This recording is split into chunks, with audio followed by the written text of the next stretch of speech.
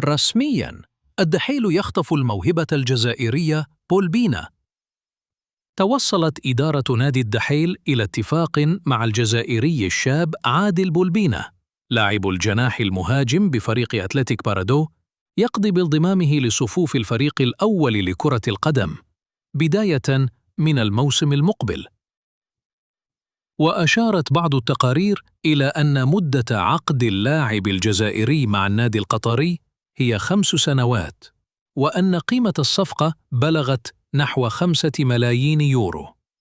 وسيحصل عادل بولبينا على راتب شهري بقيمة 125 ألف يورو، بالإضافة إلى مكافآت ونسبة من البيع قد تزيد الصفقة إلى ما يقرب من 7 ملايين يورو.